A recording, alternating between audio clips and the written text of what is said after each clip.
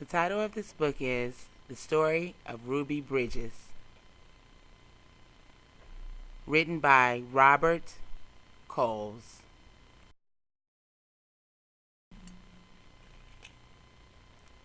Ruby Bridges was born in a small cabin near Tylertown, Mississippi. We were very poor, very, very poor, Ruby said. My daddy worked picking crops. We just barely got by. There were times when we didn't have much to eat, and people who owned the land were bringing in machines to pick the crops. So Daddy lost his job, and that's when we moved. We had to move. I remember leaving. I was 4, I think. In 1957, the family moved to New Orleans. Ruby's father became a janitor. Her mother took care of the children during the day. After they were tucked in bed, Ruby's mother went to work scrubbing floors in a bank. Every Sunday, the family went to church. We wanted our children to be near God's spirits, Ruby's mother said. We wanted them to start feeling close to Him from the start. At the time, black children and white children went to separate schools in New Orleans. The black children were not able to receive the same education as the white, and it wasn't fair, and it was against the nation's law. In 1960, a judge ordered 4 black girls to go to 2 white elementary schools. 3 of the girls went to McDonough, 19. 6-year-old Ruby Bridges was sent to first grade in the William Frantz Elementary School. Ruby's parents were proud that their daughter had been chosen to take part in an important event in American history. They went to church. We sat there and prayed to God, Ruby's mother said, that we'd all be strong and we'd have courage and we'd get through any trouble. And Ruby would be a good girl and she'd hold her head up high and be a credit to her own people and a credit to all American people. We prayed along and we prayed hard. On Ruby's first day, a large crowd of angry white people gathered outside the Frantz Elementary School. The people carried signs that said they didn't want black children in a white school. People called Ruby names. Some wanted to hurt her. The city and state police did not help Ruby. The President of the United States ordered federal marshals to walk with Ruby into the school building. The marshals carried guns. Every day for weeks that turned into months, Ruby experienced that kind of day. She walked to the Frantz school surrounded by marshals wearing a clean dress and a bow in her hair and carrying her lunch pail. Ruby walked slowly for the first few blocks. As Ruby approached the school, she saw a crowd of people marching up and down the street.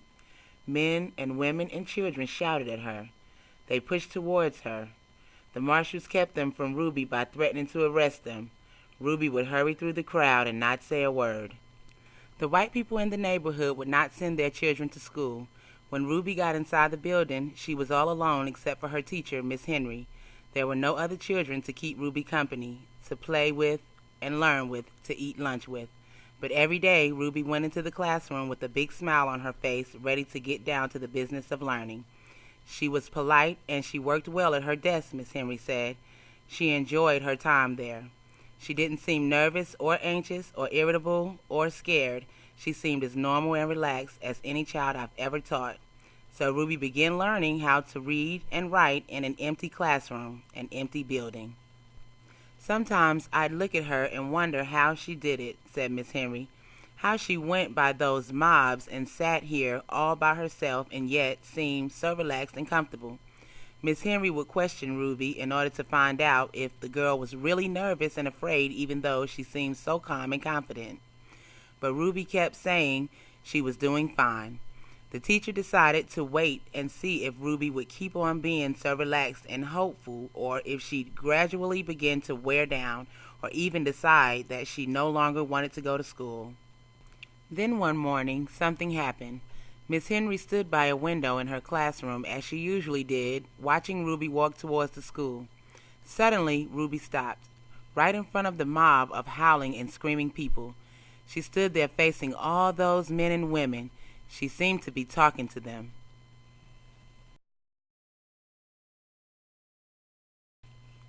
Miss Henry saw Ruby's lips moving and wondered what Ruby could be saying. The crowd seemed ready to kill her. The marshals were frightened. They tried to persuade Ruby to move along. They tried to hurry her into the school, but Ruby wouldn't budge. Then Ruby stopped talking and walked into the school. When she went into the classroom, Miss Henry asked her what happened. Miss Henry told Ruby that she'd been watching and that she was surprised when Ruby stopped and talked with the people in the mob. Ruby became irritated. "I didn't stop and talk with them," she said. "Ruby, I saw you talking," Miss Henry said. "I saw your lips moving." "I wasn't talking," said Ruby. "I was praying. I was praying for them." Every morning, Ruby had stopped a few blocks away from school to say a prayer for the people who hated her. This morning, she forgot until she was already in the middle of the angry mob. When school was over for the day, Ruby hurried through the mob as usual. After she walked a few blocks and the crowd was behind her, Ruby said a prayer she repeated twice a day, before and after school. "Please, God, try to forgive those people, because even if they say those bad things, they don't know what they are doing. So you can forgive them, just like you did those folks a long time ago when they said terrible things about you." Later that year, 2 white boys joined Ruby at the Friends Elementary School. Their parents were tired of seeing the boys get into mischief around the house when they could have been in school and learning. The mob became very angry when the first white boy went back to school, but those boys were soon joined by other children. "We've been sitting back and letting our children get cheated out of an education because some people have tried to take the law into their own hands," one parent said. "It's time for us to fight for the side of the law and for our children's right to go back to school and get their education." They all did get their education. Ruby and a growing number of boys and girls who went to school with her. By the time Ruby was in the 2nd grade, the mobs had given up their struggle to scare Ruby and defeat the federal judge's order that New Orleans school be desegregated so that children of all races might be in the same classroom. Year after year, Ruby went to the Friends School. She graduated from it, then went on to graduate from high school. Ruby Bridges is married to a building contractor and has 4 sons who attended school within the New Orleans public school system. Now a successful businesswoman, she has created the Ruby Bridges Educational Foundation for the purpose of increasing parental involvement in schools. For more information about the foundation, write to the following address: the Ruby Bridges Foundation, P.O. Box 127, Winnetka, Illinois 60093.